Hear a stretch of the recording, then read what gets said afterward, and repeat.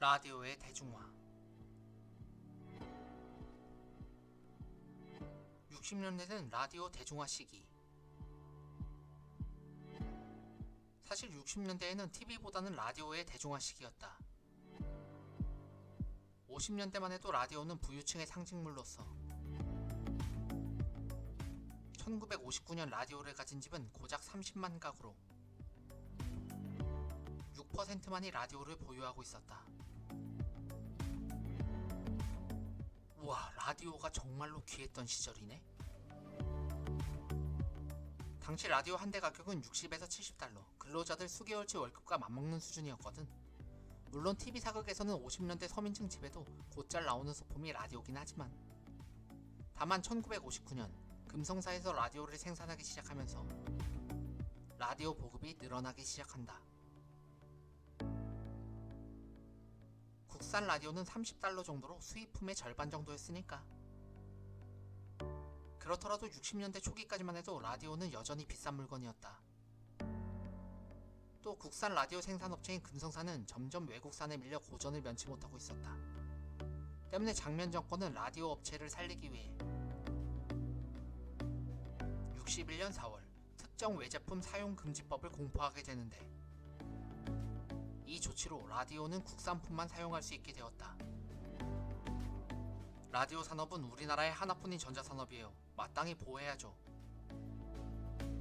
그리고 그 법을 군사정권도 계속 유지하게 되었고, 여기에 농어촌 라디오 보내기 운동을 벌임으로써 망해가던 금성사는 극적으로 살아날 수 있었다. 5.16 이전까지 금성사가 판매한 라디오는 1만 7천여 대였지만, 라디오 보내기 운동을 전개한 이후 농어촌에만 20만 대가 넘게 라디오가 보급되게 되었기 때문이다. 휴, 창고에 재고만 가득했는데 이제야 좀 살겠구만. 그리고 이런 노력에 힘입어 1965년 라디오를 보유하는 가구는 125만 가구로 5가구당 한 대꼴로 보급률이 급증하게 된다. 따라서 라디오가 대중매체의 메인이던 시대는 60년대 중반부터 70년대 중반까지의 시기였다는. 오락 프로의 인기. 50년대까지 우리나라의 라디오 방송국은 KBS와 CBS 딱 둘이었다. 최초의 민영방송사 CBS는 기독교 신자 이승만의 지시로 설립되었다. 그런데 61년 MBC가 개국을 하고 63년에 동아방송, 64년에 동양방송이 개국을 하면서 라디오 방송사는 모두 5개로 증가하게 된다. 동아방송은 동아일보에서, 동양방송은 삼성에서 만든 것이라는. 최초의 라디오 DJ가 등장한 것도 이때부터였다. 하지만 당시만 해도 가요곡이 퇴폐적이라는 이유로 공보부 장관이 KBS로 달려가 레코드를 짓밟는 등 정부의 통제가 심했다. 아니, 이따위 노래를 틀어도 됨? 한편 삼성은 라디오 방송에 만족하지 않고 64년에 KBS에 이어 두 번째로 TV방송을 시작하게 되었고, TBC TV의 인기는 곧 KBS TV를 누르게 된다. 그도 그럴 것이 당시 KBS TV의 방송은 관현방송인 까닭에 혁명의 아침, 국가재건 최고회의 소식 따위에 홍보용 프로그램이 주류를 이뤄 정부의 나팔수라는 이미지가 강했는데, TBC TV는 철저히 재미와 오락 위주로 편성되었기 때문이다. 당시 인기 절정의 스포츠 프로레슬링을 방송하던 TBC다. 그리고 이런 인기에 힘입어 TBC TV는 하루 편성 시간을 5시간으로 늘려 KBS보다 더 많은 방송을 내보내기 시작했다. TBC가 훨씬 재밌구먼. 특히 매주 토요일 8시에서 9시에 방송된 오락 프로그램 쇼쇼쇼의 인기는 엄청났다. 코미디 경쟁. 하지만 TV 보급률이 많아야 3%였던 60년대에 쇼쇼쇼와 같은 프로는 대부분 그림의 떡이었고 많은 이들이 라디오 예능에 심취해 있었다. 그리고 그런 시류에 부응해 60년대 중반부터 방송사들은 아침 5시부터 새벽 2시까지 하루 21시간의 방송을 시작하게 된다.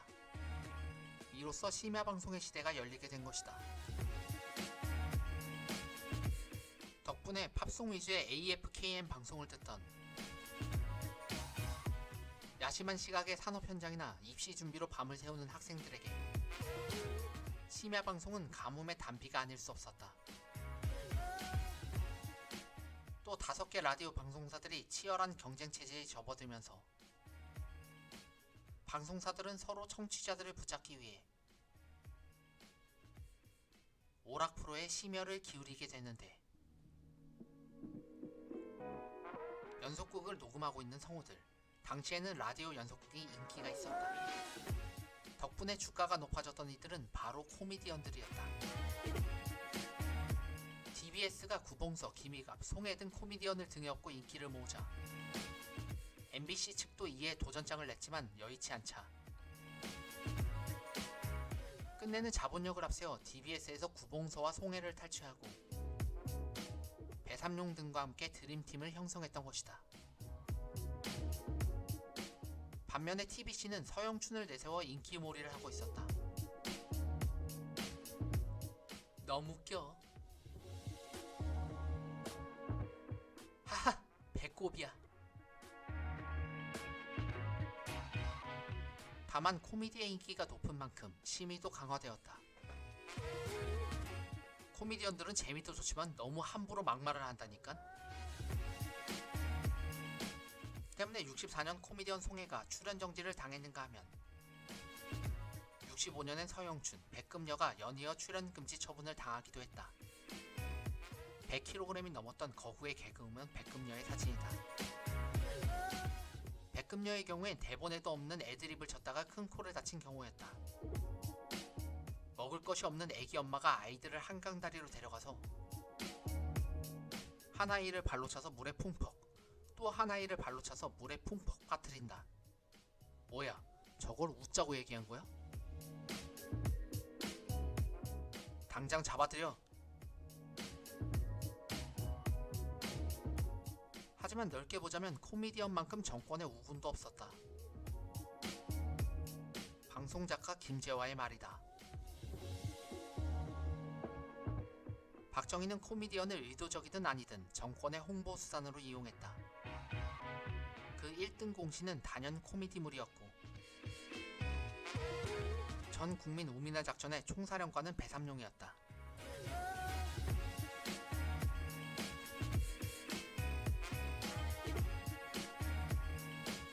배삼룡은 도시화되어가는 시대에 촌뜨기로 등장을 하고 공업화되어가는 세상에 걸음지고 가는 농사꾼으로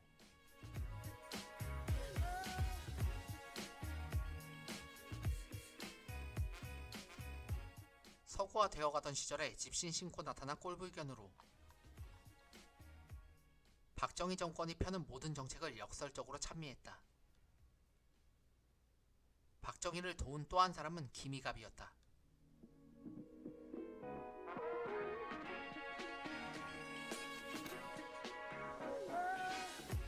그는 유려한 말솜씨로 라디오 프로에 단골 출연했는데 누군가 정부 시책이나 사회현상에 대해 비판이라도 하면 그는 특유의 에이 모르는 소리 라며 핀잔을 주곤 했던 것이다.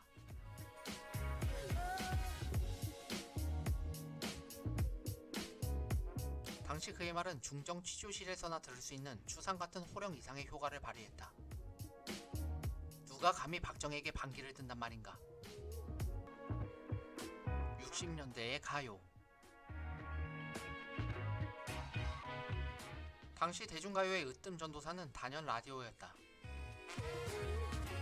60년대의 히트곡들을 간략히 언급해보자면 이렇다.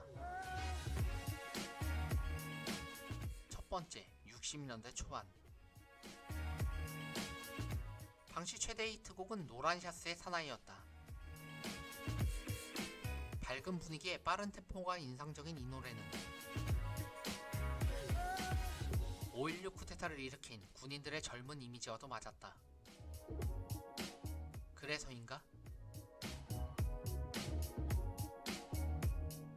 박정희가 기생 파티 중에 곧잘 부르던 노래였다. 노란 샤스 입은 말없는 그 사람이 어쩐지 나는 좋아, 어쩐지 맘에 들어. 이 노래는 샤스를 강하게 발음해야 맛이 사는 노래였다. 조갑제의 회고다. 5.16 당시 나는 중학생이었다. 그때 기억이 남는 것은 이승만 대통령의 느릿느릿한 몸놀림과 말투와는 달리 박정희 의장은 꼿꼿한 자세와 스타카토식 걸음걸이였다. 길거리에는 단장의 미아리 고개를 누르고 노란 샤스 입은 사나이의 경쾌한 리듬이 깔리기 시작했다. 그 노래를 들으면 마치 사회가 무엇인가를 향해서 팔딱팔딱 거린다는 것을 느낄 수 있었다. 두 번째, 60년대 중반. 60년대 중반은 이미자와 최희준의 시대였다. 65년 말에 발표된 최희준의 하숙생은 워낙 노래 인기가 좋아. 나중에는 김지미, 신성일 주연의 하숙생이라는 영화까지 만들어졌다. 인생은 나그네 길, 어디서 왔다가 어디로 가는가. 그런가 하면 64년에 발표된 이미자의 동백아가씨는 그녀를 최고의 인기가수 반열로 올려준 부르의 명곡이었다. 헤일 수 없이 수많은 밤을 내 가슴 도려내는 아픔에 겨워. 그러나 66년 초에 갑자기 이 노래는 금지곡으로 묶였다. 앵카 냄새 너무 나잖아. 외색가요 금지라는. 하지만 외색가요라고 하더라도 이 노래는 박정희가 곧잘 즐겨 부르던 애창곡이었다. 세 번째, 60년대 후반. 60년대 후반은 남진 배우라는 불세출의 스타가 활약하던 시기였다. 67년 가슴 아프게로 대박을 터뜨린 남진은 원래는 팝 가수였지만 트로트로 전향하여 빛을 본 케이스다. 당신과 나 사이에 저 바다가 없었다면. 노래가 워낙 히트를 친 바람에 이후 남진은 가슴 아프게라는 영화의 주연으로도 활약하게 된다. 하지만 이듬해 그는 병역 문제로 입대하여 해병대에 지원해 월남전에 참전하기까지 한다. 덕분에 남진의 이미지는 천상 남자로 통했다는. 같은 시기에 등장한 배우는 안개 낀 장충단 공원, 돌아가는 삼각지라는 곡을 연속 히트시키며 인기 가수로 자리매김하게 된다. 안개 낀 장충단 공원, 누구를 찾아왔나. 하지만 그의 가수 인생은 길지 않았으니 독특한 저음 바이브레이션과 끈적끈적한 고음이 매력적이던 배우는 71년 신장염으로 인해 만 29세의 나이로 요절하고 만다.